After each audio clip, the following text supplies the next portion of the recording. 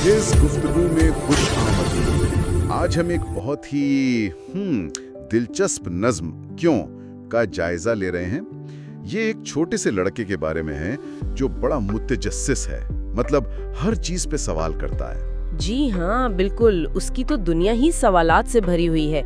ये क्यों हो रहा है, वो क्यों हो रहा है, अच्छा अभी क्यों, बाद में क्यों नहीं।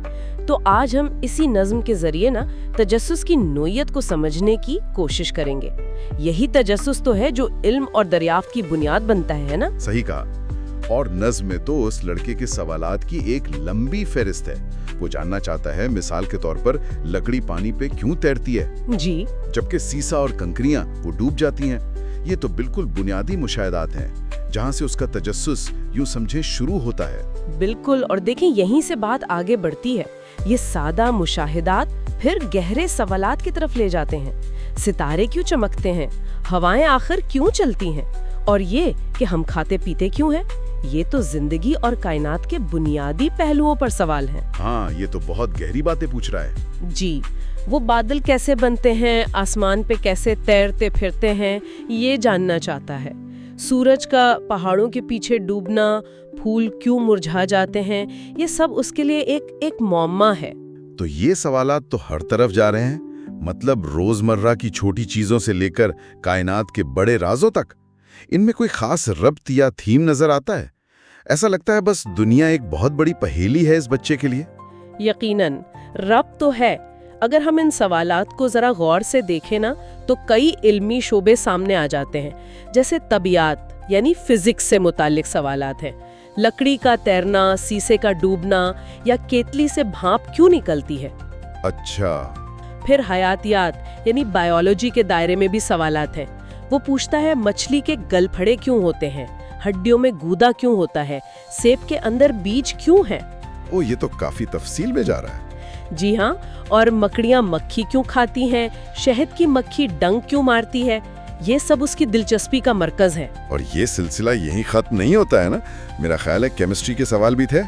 बिल्कुल। कीमिया यानी केमिस्ट्री के सवालात भी हैं। जैसे कोयला क्यों जलता है, या खमीर डालने से आटा कैसे फूल जाता है। और फल्कियात यानी एस्ट्रोनॉमी में भी उसकी उससे नहीं बच पाती। वो पूछता है पॉपगन क्यों चलती है, या वो जो धोंकनी होती है ना जिससे आग भड़काने के लिए हवा देते हैं। हाँ, वो पाइप जैसी। जी बिल्कुल। वो पूछता है उसके मुंह से हवा क्यों निकलती है, बर्फ क्यों पिघलती है, बारिश क्यों होती है। मतलब सवाल ही सवाल। सही बात है। ऐसा लगता है इस बच्चे के लिए कोई भी चीज, मतलब कोई भी चीज सवाल से बाहर नहीं है। उसका जहन तो हर मुशाहिदे को फौरन एक क्यों में बदल देता है। ये एक ऐसी नजर है जो हर शय को नए सिरे से देख रही है। और देखें, नज़्म खुद इस तजस्सुस के बारे में एक बहुत अहम नुक्ता पेश करती है। इसमें कहा गया है कि उनमें से कुछ क्यों के जवाब इतने मुश्किल भी नहीं हैं, अगर कोशिश की जाए तो मिल सकते हैं। अच्छा, ये तो हौसला अफजा बात है। जी बिल्कुल।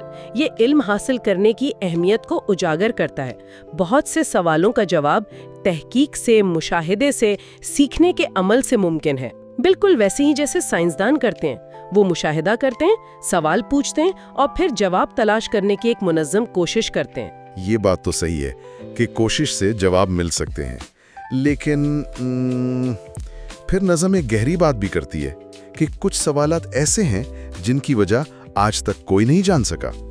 ये हमें अपनी समझ की हुदूद भी याद दिलाता है ना? बिल्कुल। ये इल्म की नौयत पर भी रोशनी डालता है और इंसानी फहम की वुसअत और ज़ाहिर है उसकी हुदूद दोनों की तरफ इशारा है। ये हमें याद दिलाता है कि तजस्सुस असल में दरियाफ्त का इंजन है। चाहे हमें हर सवाल का जवाब फौरन ना मिले या शायद कभी ना मिले, पढ़ने और समझने का रास्ता है। यही तजस्सुस हमें आगे बढ़ाता है, चाहे मंजिल मालूम हो या ना हो। इल्म का सफर तो कभी खत्म ही नहीं होता। तो फिर इस नज्म का मरकजी ख्याल क्या हुआ? ये सिर्फ एक बच्चे के सवालात की फहरिस्त तो नहीं है, इससे कुछ ज्यादा है। खुलासा ये है कि ये नज्म एक बच्चे के ना खत्म होने वाले वसी तजस्सुस को बड़ी खूबसूरती से पेश करती है। लेकिन ये तजस्सुस सिर्फ बचपन की अलामत नहीं, बल्कि यूं समझें कि ये समझ बूझ के लिए पूरी इंसानियत की अज़ली जुस्तजू की अक्कासी है। ये सिर्फ सवाल पूछना नहीं है, بلکہ دنیا کو ایک عجوبے کے طور پر دیکھنا ہے، ایک ایسی جگہ جو مسلسل دریافت ہو رہی ہے۔ اور یہی میرے خیال میں اس نظم کی اصل خوبصورتی ہے۔ یہ عام چیزوں میں چھپے اسرار اور کائنات کی وسعتوں دونوں کے بارے میں ہمارے اندر کی اس فطری کھوج کو زبان دیتی ہے۔ یہ ہمیں یاد دلاتی ہے کہ سوال پوچھنے کی صلاحیت کتنی قیمتی ہے۔ بالکل۔ تو اس گفتگو کے اختتام پر ایک نکتہ سوچنے کے لیے چھوڑتے ہیں۔